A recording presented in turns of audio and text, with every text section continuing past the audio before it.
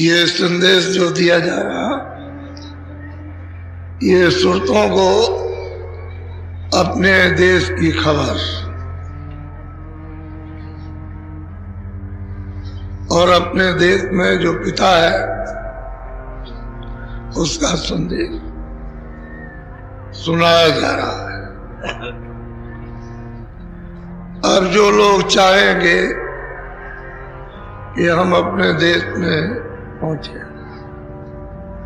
और पहुंचकर अपने अनाथ पिता का दर्शन करें, उनको तो मिल जाएगा रास्ता,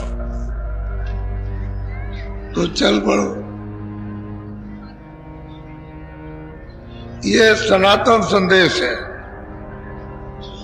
जिस रास्ते से सुरतें जीवात्माएं उतार करके ये अनेकों ब्रह्मांडों में होकर के लाई गई हैं, उनका ये संदेश दिया जा रहा कि किस किस तरह से उतारी गई, उतार करके यहाँ लाकर इस मनुष्य शरीर में कहाँ बैठा दिया और किस तरह से हम उनसे अलग थलग जुदा हो गए, यानी बिछुड़ गए। अब कैसे वापस जाओगे, उसका ये संदेश सनातन आज का नहीं है कि मैं कोई बना के ले आया, सनातन है और सबका है। ये जितने भी जीवात्माएं सुरतें आई है उन सबका, और जिन्होंने हमको ले करके यहाँ फंसाया उनका भी वही रास्ता है। लेकिन वो ऊंची मंजिल पे बैठे हैं तो उनका वहां से वापस जाने का, और आप यहाँ हो तो यहाँ से जब वहां पहुंचोगे तो वहां देखोगे कि तो ये बैठे और निकल जाओगे आप आगे, और नीचे रह जाएंगे अपने स्थान पर विराजमान है। तो मालिक ने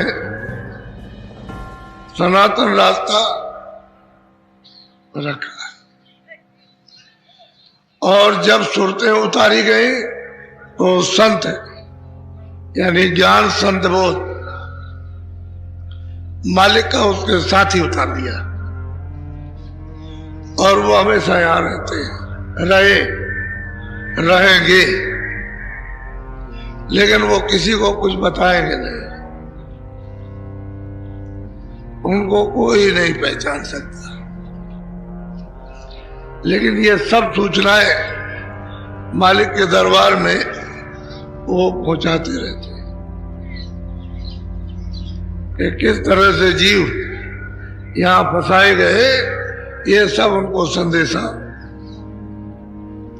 दिया जाता है, और कैसे कैसे रो रहे और विलाप कर रहे, उनकी कोई सुनवाई नहीं। ये गोपनीय सब समाचार संत देते रहते हैं जो साथ ही साथ आए थे, अब भी दे रहे हैं, आगे भी दे, और जब तक यहाँ सुरते रहेगी तब तक वो रहेगी। वो बता नहीं सकते कोई, उनका अंदरूनी सब काम रहता। अब जो जार में भेजे गए वो आपको रास्ता बताएंगे, जो प्रगट में रास्ता दिखाने के लिए, बताने के लिए, मदद करने के लिए, सहायता परिचय देने के लिए वो बताएंगे। वो जो भेजे गए उनका काम है, गुप्त संतों का ये काम नहीं, प्रगट संतों का है। तो सनातन रास्ता है, आप ऐसा मत सोचिए ये कोई बीच में बना लिया गया, सनातन। अब आप उसको भूल जाओ, पुराने रास्ते को, और अपना नया खड़ा कर लो तो भटक गए, तो नया बनाए रहो उसमें, वो आपका रास्ता तो है नहीं कि जीवात्मा उधर चली जाएगी। ये तो इंद्रियों के भोगों के रास्ते, तो भोगते रहो, चलते रहो, देखते रहो, भोगते रहो, रोते रहो, जलमते रहो, मरते रहो, बस ये रास्ता नहीं। जीव को जन्म मरण से छुड़ाने के लिए कोई रास्ता नहीं है, वो सनातन रास्ता है, वो आप भूलिए, भटकिए नहीं। कल आपको ये बताया कि वो मालिक जो सबका, एक इशारा किया था, इशारे की बात है, ये महाशंख योजन, एक योजन की लंबाई 4 कोस, तो महाशंख योजन, ऊपर चले जाओ कुछ पता नहीं, और उतना ही नीचे चले जाओ कुछ नहीं मालूम होगा, और उतना ही ऐसे चले जाइए, ऐसे चले जाइए, कुछ पता नहीं चलेगा। ये आपको इशारा बता रहा हूं, संकेत। इतना बड़ा देश है आप, उसी को कहते हैं अथाह सागर, उसकी कोई स्थान नहीं है, ना किसी ने लगा पाई और ना कोई लगा सकता है। अभी तक तो किसी ने कहा नहीं कि मैंने स्थान लगाया। हमने कहा बेइंतहा है, बेअपार है, उसका कोई पारा नहीं। अब जब महाशंख योजन, तुम तो मीलों की बात करते हो, वहां कोसों की बात की जा रही। महाशंख योजन ऊपर चले जाओ, कुछ पता नहीं और कितना होगा, नीचे चले जाइए कितना होगा। तो ये मैं आपको इशारा बता, ऐसा इन सुरतों का जो मनुष्य रूपी मंदिर में दोनों आंखों के मध्य में बैठी हुई हैं, और सब जीव जंतुओं के दोनों आंखों के बीच में छोटा सा छोटा कीड़ा हो, जानवर हो, पंछी हो,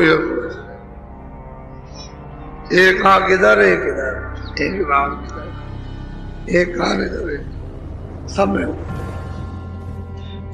छोटा सा, जो देखने में नहीं आता है, आले में लगाइए, उसमें भी 2 आंखें, 2 कान, 2 नासा, सब में ऐसे उसने रचना की। बस फर्क इतना रखा है कि उसमें साधना नहीं हो सकती। पशु पंछी में, कीड़े मकोड़ों में साधना नहीं हो सकती, क्योंकि तत्वों की कमी है, उसमें पूरे तत्व नहीं है, और मनुष्य शरीर में 5 तत्व पूरे हैं, इसलिए ये साधना का धाम है। एक तत्व की कमी हो जाए तो मनुष्य पागल हो जाएगा, फिर मनुष्यता की बुद्धि नहीं, उसे बोध नहीं जाएगा। ठीक मतलब, लेकिन बैठने की जगह एक ही है, चाहे वो साधन नहीं कर सकता, 2 ही तत्व है, एक ही तत्व है, लेकिन ऐसी जगह तुरंत को बैठाया कि उसमें कुछ परिवर्तन नहीं, उसमें तो 2 आंख, 2 कान, 2 नाक सब में। इसलिए आपको अधिकार दिया गया, और मृत्यु लोक में सबसे श्रेष्ठ और ऊंचा मनुष्य शरीर है।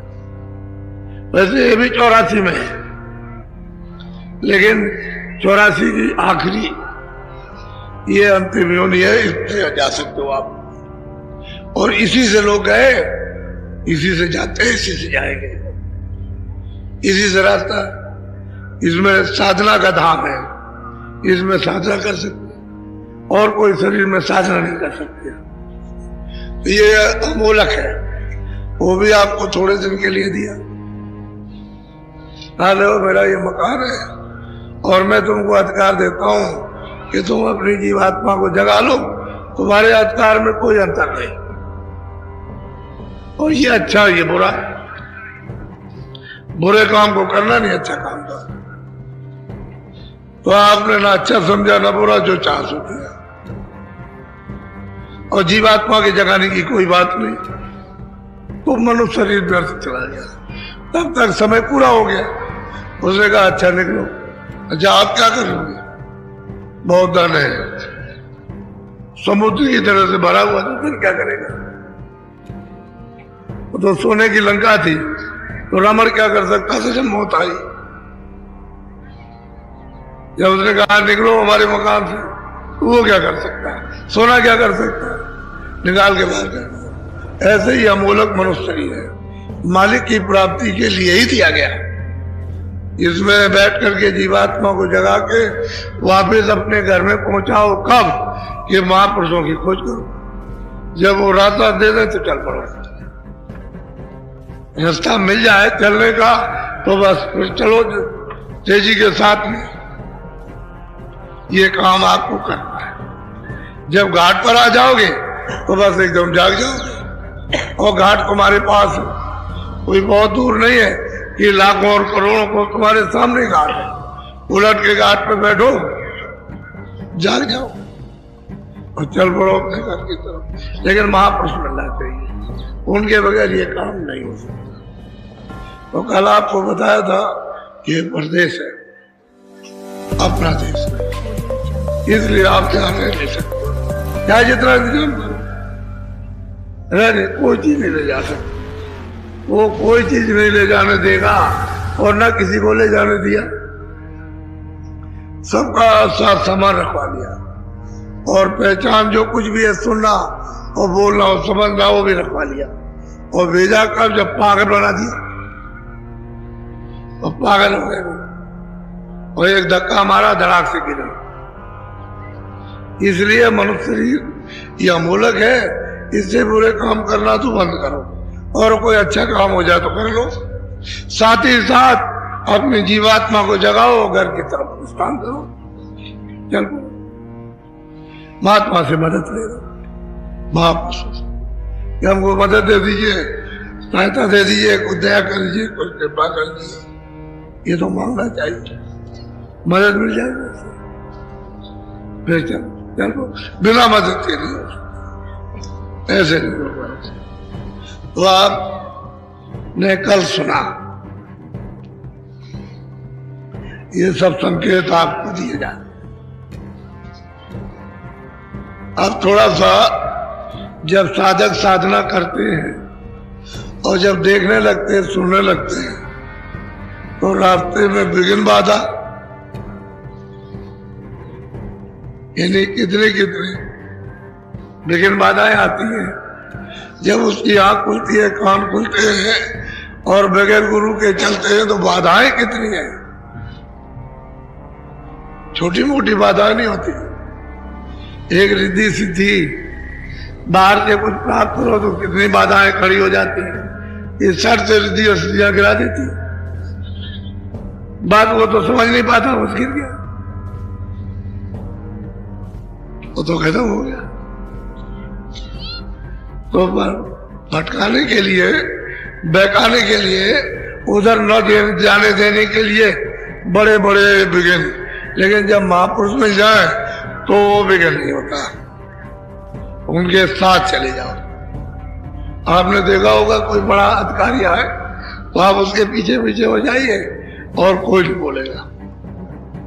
क्या सोचेंगे, ये तो इनका आदमी है, पीछे पीछे चला जा रहा, तो पीछे पीछे चले जाइए, कोई नहीं बोलेगा। तो जब महात्मा यहाँ आते हैं तो साफ उनकी देखरेख हमेशा रखते हैं, तो उनके पीछे हो जाइए, कोई नहीं बोलेगा। पीछे पीछे पीछे पीछे पीछे पीछे चले जाइए और उनसे एक टिकट ले लीजिए। टिकट तो कहेंगे अच्छा इधर कहाँ जा रहे हो, उधर दिखाओ, तुम्हारे पास इधर जाने का कोई टिकट विकट पास है तो आप दिखा दीजिए, ये पास है, कोई नहीं बोलेगा।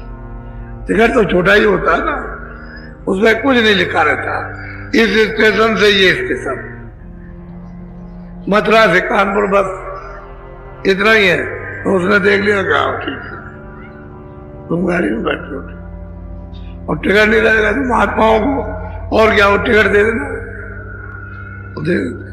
तो फिर कोई रास्ते में बाधा नहीं, रास्ते में बड़ी बाधाएं खड़ी है, तो थोड़ा सा जरा सुनिए। देखो गगन के बीच श्याम कंज खिल रहा,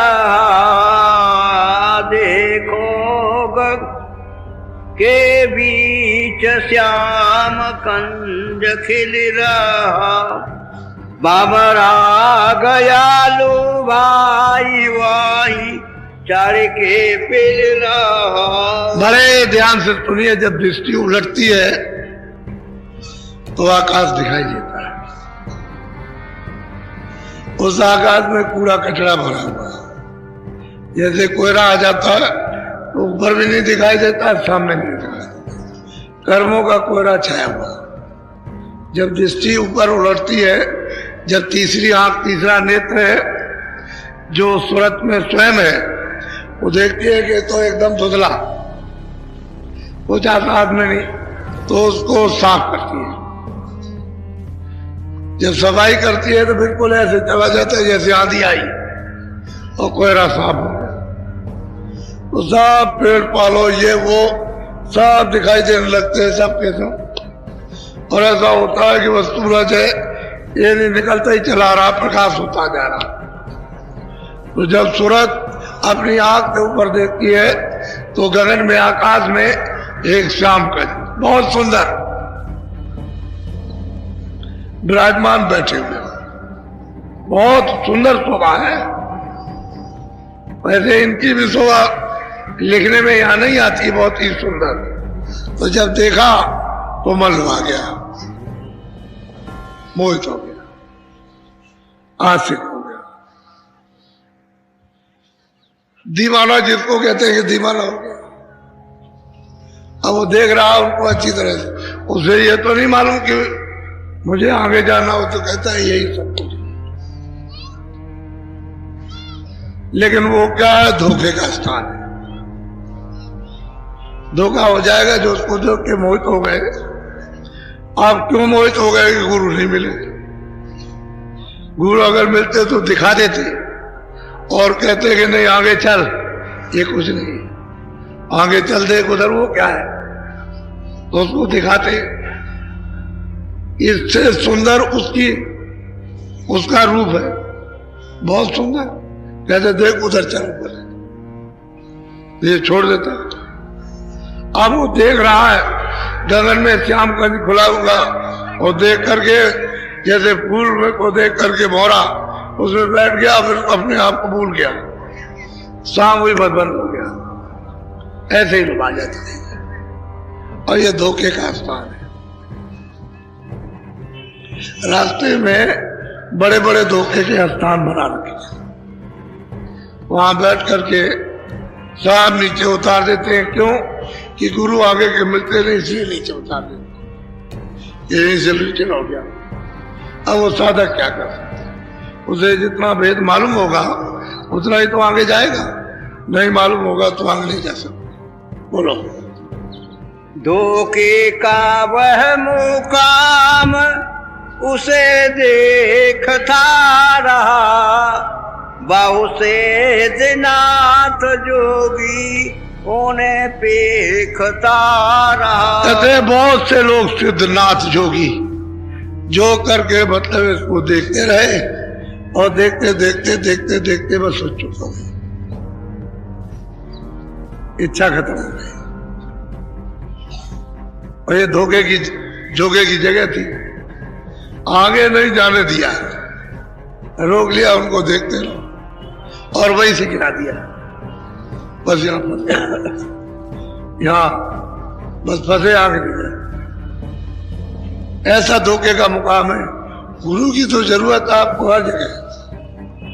जब ये कहते हो कि यहाँ गुरु के बगैर कोई काम सिद्ध नहीं होता है, संसारी भी कहा करते हो, जन्म में चाहिए गुरु, संस्कार में गुरु चाहिए, नामकरण में गुरु चाहिए, शादी विवाह में गुरु चाहिए, और मतलब है कि पढ़ाई लिखाई में गुरु चाहिए, और मरो तो गुरु चाहिए,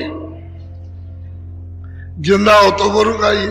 तीन त्योहार में गुरु की जरूरत, और आप कुछ उनको समझते ही नहीं, तो कैसे पार उतरोगे? और वो कहते हैं गुरु बिन भाव नहीं, गुरु के बगैर कोई पार नहीं उतर सकता। तो गुरु की जरूरत है, उस गुरु की जरूरत है जो पार उतरा हुआ। जो डूबा हुआ है तो उतार नहीं सकता, हो तो डुबा देगा, खुद भी डूबा आपको भी डुबाएगा। जो पार उतर गया खुद पार है, और आपको भी पार ले जाएगा। ऐसे गुरु की तलाश ढूंढ खोज करना चाहिए, जल्दबाजी करने की जरूरत नहीं है कि जल्दबाजी की परख के, पहचान के, समझ करके तब लगो, जल्दी हो जाएगा। और परखा पहचाना नहीं, ऐसे ही गिर गए जा करके तो कुछ नहीं हो सकता। बोलो। काल अपना जाल एक जुदा ही बिछा रहा, जो जो गए वहां उन्हें उल्टा बता। तो भाई जो तपस्या करके जो जीवों को यहाँ ले आया है और जितने ये सब बना बनू करके जीवों को फंसा लिया, पाप पुण्य में उनको अधिकार दे करके रोक लिया, तो अगर कोई कोई कोशिश करे तो उधर नहीं जा सकता, उनको वही रोक करके वो वापस कर देगा, नाना कला दिखाकर वापस कर देगा। जो चाहोगे, राज है, पाठ है, धन है, दौलत है, वो है, विलास है, ये वो दे करके बस वापस कर दिया। बस रह गया जो कुछ सिद्धि रिद्धि जो आपने प्राप्त की थी उसका भोग भोग लिया और चलो सीधे चार खानों में और नरकों में। इस भगवान बैठे बैठे अर्जुन को समझा रहे थे कि देख ये चीटा रेंग रहा, ये देख ये कितने बार ब्रह्मा हो चुका और देखो इसको गति मिली है, ये चीटेगी। तो ब्रह्मा भी चीटा गति प्राप्त कर सकते हैं, शिव भी कर सकते हैं, विष्णु भी कर सकते हैं, तो आप जीवों की क्या दशा है?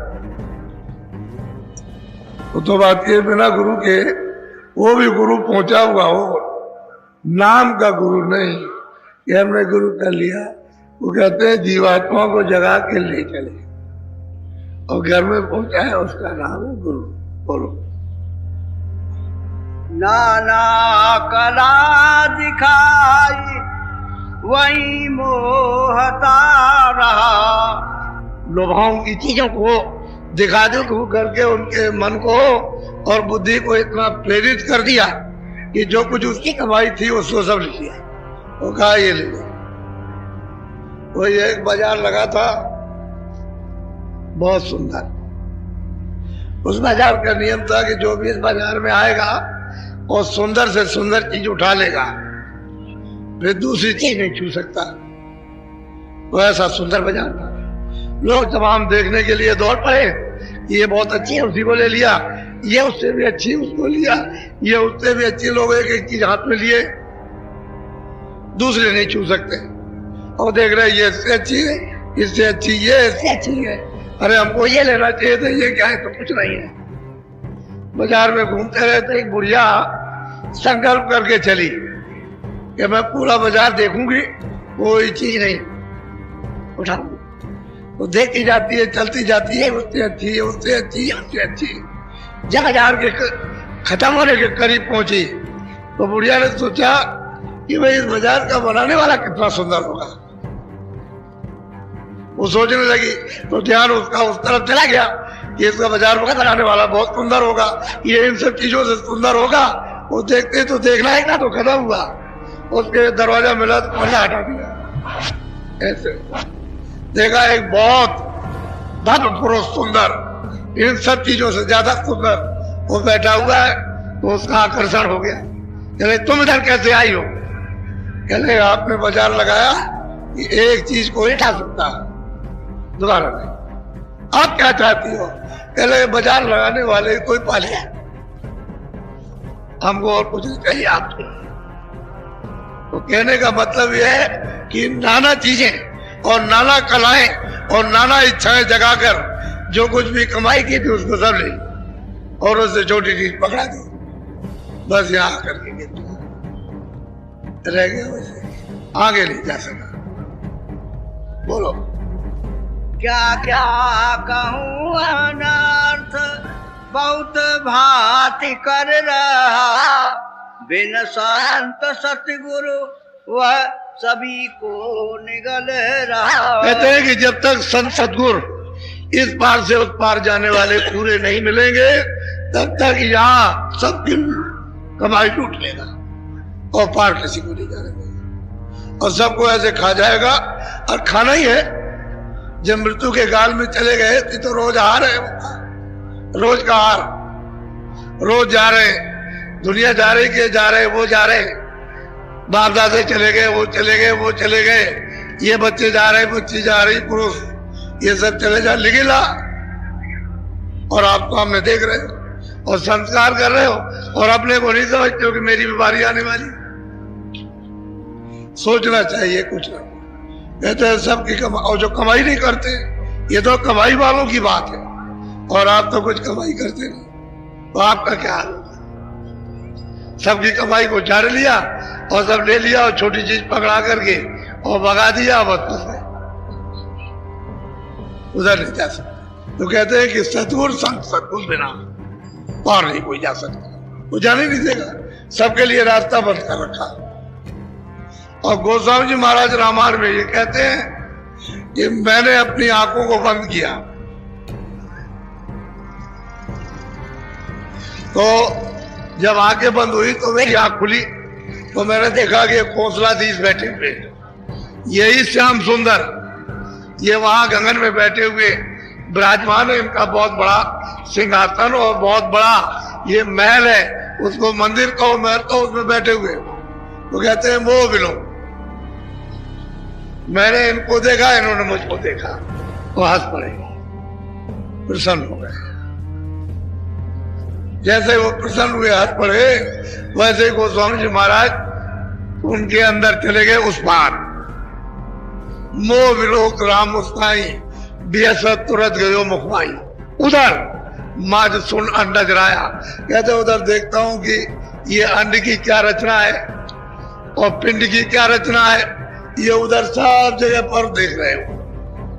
जो स्वर्ग और वैकुंठ में जो रचना, उसको उन्होंने अपनी आंखों से देखा। उधर इस पार से उस पार निकल गए, तब दिखाई देता है, नहीं तो ये सब्जी बैठकर कमाई खोस लेते और मुंह बंद किए रहते, उधर नहीं जाने देते। वो तो बगैर संतों के नहीं हो सकता, कोई पार नहीं जा सकता। ऐसा इन्होंने अपना हिसाब बना रखा। बोलो, आगे न कोई जाई इसी में भुला रहा। कहते हैं कोई आगे नहीं जा सकता है। ले ये इसको लो, इसको लो, नाना कला, नाना लुभावनी चीजें दिखाकर बस इसको यही, आगे कोई नहीं जा सकता, वो जाने नहीं देगा। अब संत सतगुर की जरूरत है, जो उधर आते और जाते हो, वो अगर मिल जाए तब तो पार हो जाओगे, ऐसे नहीं। बोलो, माया का झूला ढाले मुनिन को झूलार। और कहते हैं माया वहां पर विराजमान बैठी हुई है, इतना बड़ा माया का लोक है कि उसके सामने स्वर्ग वैकुंठ क्या चीज है? स्वर्ग वैकुंठ कुछ नहीं, तो उसके सामने, अरे इससे मतलब है मृतलोक से तो स्वर्ग, स्वर्ग से बड़ा वैकुंठ, और वैकुंठ से बड़ा, इन सबसे बड़ा तो वो मतलब शक्ति लोक है। तो कहते हैं सब जुड़ा डाल रखा, कोई नहीं जा सके। ऐसी मोहिनी मोहिनी है, तुम यहाँ किसी को देखते हो मोहित हो जाते हो, ऐसी मोहिनी मोहिनी मूर्ति। कहते हैं कोई पार नहीं जा, वो तो गुरु है जो किनारे लगा दे, बाकी कोई साधक नहीं जा सकता, उसकी कोई हस्ती नहीं रहती। बोलो, द्वारे के पार काऊ को जाने न दे रहा, फिर भेदवा के पार का सब ही ढका। कहते हैं कि जब किसी को उस पार नहीं जाने देता है तो उस पार का भेद तो सब ढक गया, सब लुप्त हो गया, क्योंकि जितने भी लोग आए उधर किसी को नहीं जाने दिया, सब लोग वो ढक गया बिल्कुल। आप कहते हो नहीं, कुछ नहीं, कुछ नहीं है, कुछ नहीं है, लेकिन उसमें ये तो लिखा है कि हमने देखा तो नहीं है, ना इति और कुछ है, ये हमको नहीं मालूम उधर क्या है, लेकिन ये संकेत हमको मिलता है कि उधर है और कुछ है, हमने देखा नहीं है। तो वो सब का सब रास्ता सब ढक दिया, लोभ हो गया। अब बताने वाला जब तक कोई नहीं मिले तब तक इस पार से उस पार कौन बताएगा? जो उधर जाता आता होगा वो बताएगा चलो यहाँ तक, यहाँ से फिर आगे चलो, आगे से फिर आगे चलो, वो बताता जाएगा, दिखाता जाएगा, तब ये सूरत ये जीव पार हो सकता है। दरवाजा तुम्हारे पास है सब पे। इधर दोनों आंखों के ये बीचों बीच में सूरत बैठी है और सामने दरवाजा। अब वो दरवाजा, उस पर आप जाते नहीं, कोई बताने वाला नहीं मिलता कि यहां बैठ जाओ, तो तुम जाग जाओ और जाग करके वहां से देखना शुरू कर दो। उधर कोई जाता नहीं, किसी को मालूम नहीं।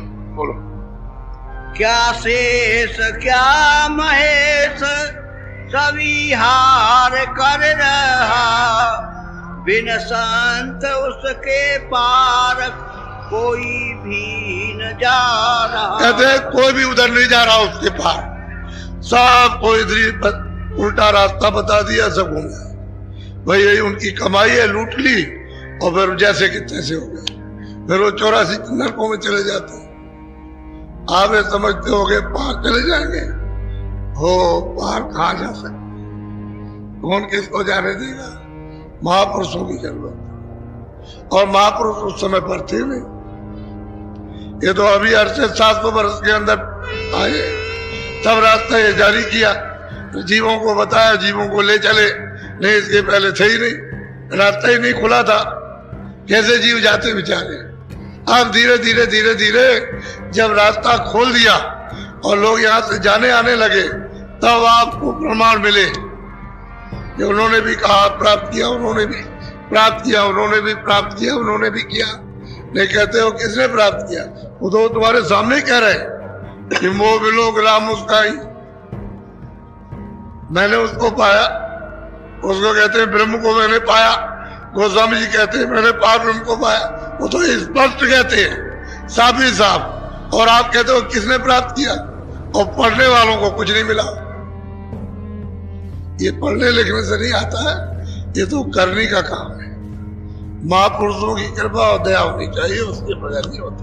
बोलो सो भेद सती गुरु सभी को सुना रहा, जिस पर है मेहर उनकी वह प्रतीत ला। कहते हैं कि वो जब संत सतगुरु आते हैं तो इस पार का उस पार का सब भेद देते हैं, सब सुनाते हैं। और जिन जिन को उनका विश्वास प्रेम प्रतीत जब हो जाती है, उनसे विश्वास हो जाता है, तो फिर ले जाते हैं, कोई कुछ नहीं कर सकता।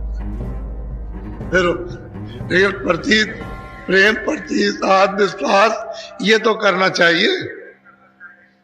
इसी के लिए तो खोज लगती है, ये खोजते खोजते जब मिलेंगे और जब मिल जाएंगे तो हमारा प्रेम विश्वास प्रतीत ये सब जब हम उनका सत्संग सुनेंगे तो हमको रास्ता मिल जाएगा, कृपा और दया हो जाएगी। दया का जब सहारा होगा तो चल देंगे, तो आप उनकी खोज तो करते नहीं। कभी इच्छा ही नहीं होती है कि चलो भाई जब चले किसी के पास और कुछ चल के कुछ ले लें, बस संसारी चीजों को लेने के लिए, तो संसार को तो दे ही रहा, जाओ वहां नीचे, ये धन दौलत स्त्री बच्चे कुटुंब परिवार ये सब ले लो और चलो नरकों में, सीधे 84 जाओ, ऐसे भेज रहा था। और अंदर से पता चलता है देखने से कि जीव जो है खानों में कैसे जाते हैं, कैसे डाले जाते हैं, कैसे हिसाब होता है। ये जब दीप्ति खुलती है तो ये सब जानकारी प्राप्त होती है। ये जीव क्या कहाँ इनकी, कहाँ इनका हिसाब दफ्तर कहाँ है, हिसाब कहाँ पर होता है। वहाँ ऐसा नहीं कोई हिंदू मुसलमान और सिख ईसाई का कोई मतभेद हो, वो दो सूरतें उधर गई, हिसाब हुआ, फौरन नीचे भेज दी, खानों में उतार दी।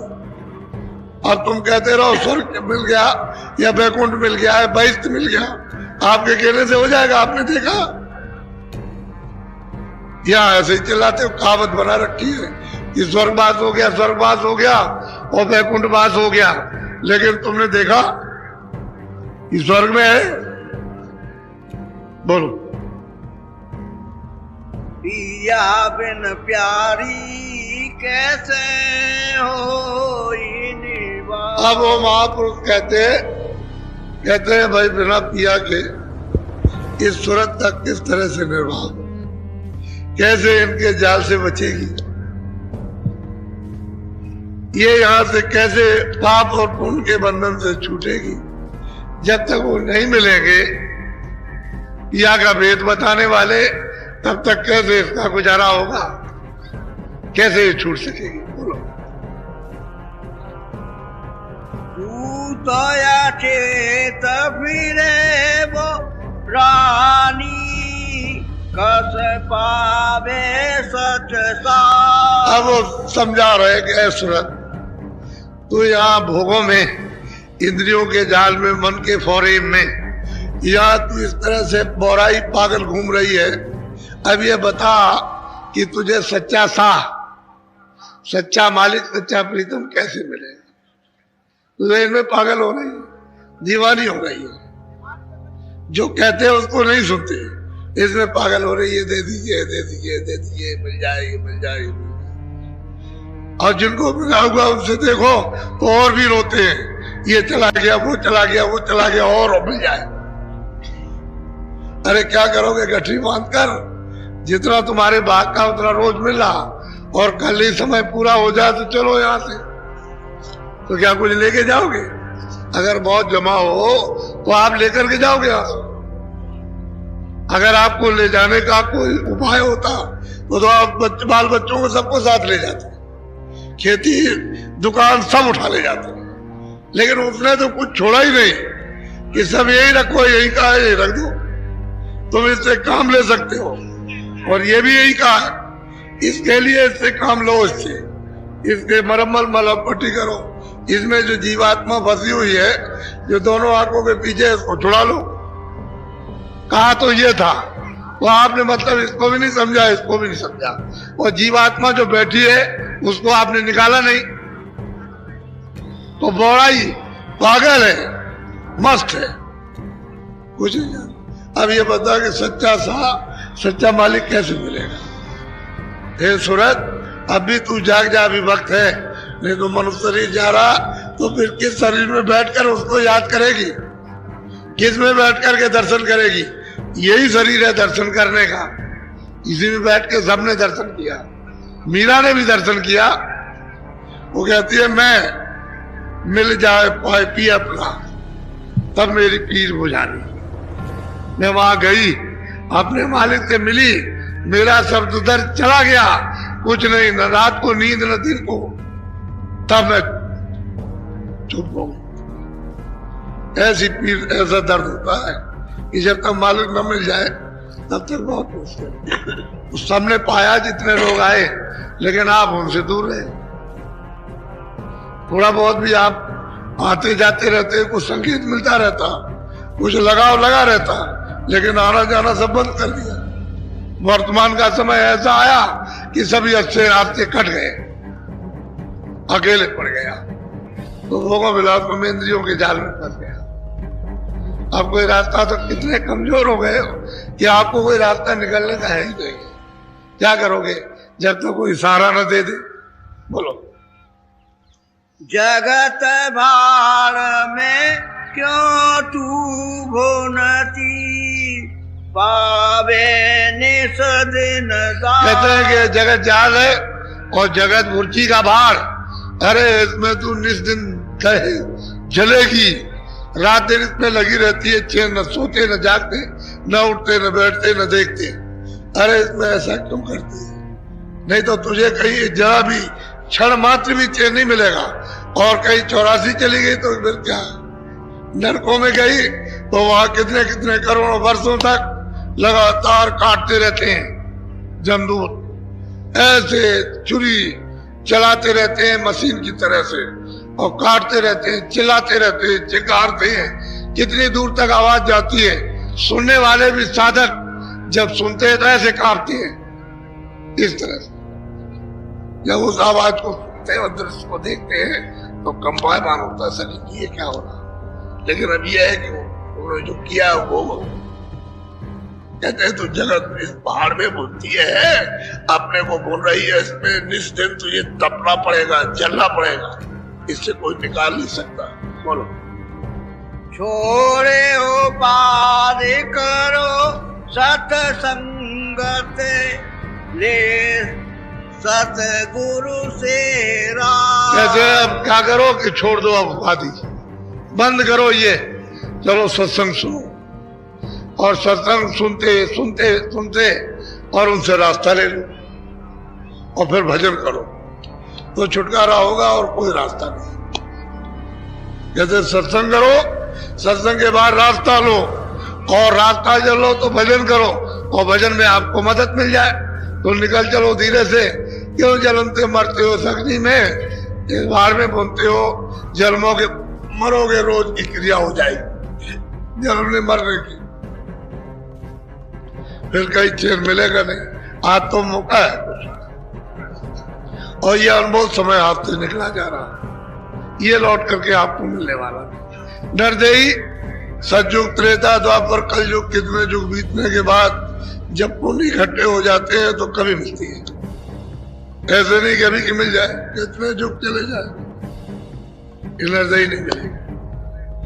तो कहते हैं कि चलो बात छोड़ो, सब झंझट छोड़ो, चलो सत्संग करो, और सत्संग में कहते हैं संत सतगुरु से रास्ता ले लो और भजन करो, तो जल्दी छुटकारा हो जाए। बोलो। इंद्री भोग विसारो मन से छोड़ो सबकी। कहते हैं इंद्रियों के भोग जिसमें रस ढूंढते हो आनंद, अब मिल जाएगा, अब मिल जाएगा, अब मिल जाएगा, और मिला नहीं तो ये क्या है, क्षणिक है, क्षणिक आनंद है। तो इंद्रियों के भोग जो है थोड़ा सा कब आप विसारोगे, कब छोड़ोगे, कब कम करोगे, जब सत्संग मिलेगा। जब सत्संग मिलेगा तब ये आपके इंद्रियों के भोग कम होंगे, और जब भजन करने लगोगे तो छोड़ दोगे, फिर छूट जाए, छोड़ दो। तो इंद्रियों के भोगों में आनंद की जो आज चाट छूटते हो कि चाट लग जाएगी, मिल जाएगा, वो मिलेगा नहीं, वो खा जाएगा, खुजाते रहो। थोड़ी सी जब खुजाओगे तो मालूम होगा कि बड़ा अच्छा लगा, और फिर उसके बाद खुजली, फिर खुजली, फिर खुजाओ, फिर खुजली, फिर ठंडा का, फिर खुजली, तो खुजाते खुजाते इतने दिन हो गए, आनंद नहीं मिला। कहते हैं चलो बात छोड़ो, चलो सत्संग में बैठो, अब मन से ये भोगों के इंद्रियों की चाट छोड़ो, तो धीरे से छूट जाए। बोलो। चेतन रूप विचारो अपना, फिर लगो शब्द घट। कहते हैं कि दरवाजे पर दोनों आंखों के बीचों बीच घूम करके आओ, यहाँ पर बैठो और अपने को जगो, और चेतन जो रूप आपका सूरत का है उसको पहले पहचानो। जब चेतन रूप पहचानोगे सूरत जगेगी तो आपको ध्वनि सुनाई देगी। ध्वनि कहते हैं शब्द, आवाज, उसी को साउंड कहते हैं, उसी को आत्मानी आवाज कहते हैं, उसी को शब्द कहते हैं, उसी को बाजे कहते हैं। तो सुनाई देने लगेगा। जब आप उधर चलोगे अपने रूप को देखने के लिए तो आवाज नहीं लगेगी। बोलो। कहना माने प्यारी मेरा, अब ते पाया दाव। कहते हैं सूरत मनुष्यरूपी तन में अब की बार मेरा कहना मान ले, ये तुझे दांव बड़े सौभाग्य से अब की मिला है जुग जुग के बाद। ये कहना तू मान ले, अब की अगर चूके तो ये सुधाव नहीं मिलेगा, ये मनुष्य नहीं मिलेगा। इसलिए अब की मान ले, अब की एक काम कर ले कि अब की सत्संग सुन ले, और थोड़ा सा ये भोगों से हट। सत्संग सुनेगी, रास्ता लेगी तो भोगों से हट जाए, क्षणिक भोगों से। अब अंदर में जो उल्टेगी तो फौरन शब्द के साथ जुड़ेगी, शब्द में रस आने लगेगा। इन सब रसों से बड़ा रस ये क्षणिक है, वो अस्थाई है। जब अस्थाई रस मिलने लगेगा तो छक्कर के पीना तबीयत से, वो तो अमृत है, सर्दी में से अमृत चूता है। वो टोटी को खोल दीजिए, थोड़ी खोलिए, बूंद बूंद आएगी, एक एक बूंद, जरा ज्यादा खोलो तो ज्यादा। इसी तरह से पहले एक एक बूंद जैसे चूरा, तो उसको पीती है, जब बलिष्ठ हो जाती है तो जरा ज्यादा और पीने लगी, फिर तो नाले और नदी का रूप पकड़ लेते। इतना अमृत, वो सागरी है अमृत का, उस अमृत पी करके अमर हो जाओ। न जन्मो न मरो, तो कहना मान प्यारी अब की, और ये दाव फिर नहीं मिलेगा, ये अवसर मनुष्य शरीर का फिर नहीं मिल सकता। आप तो जा रहे हो, अरे बहुत गई थोड़ी रही, यह भी रहसी ना है, बहुत चली गई थोड़ी रह गई, ये भी जाने वाली। कितने दिन यहाँ का साथ है और है अपना कोई नहीं, साथ धोखा। चुपचाप बैठ जाओ, तो कल ही से तुमको गाली मिलेगी, काम नहीं करता, वो देखता नहीं है, कुछ कमा के नहीं रखा, कुछ ये नहीं किया, वो नहीं किया, क्या स्त्री घर में आई है, कुछ नहीं सुनती है, वो ऐसा करती, वो उसको बाप है क्या, बाप उसने अपने बच्चों के लिए कुछ भी इकट्ठा नहीं किया। एक दो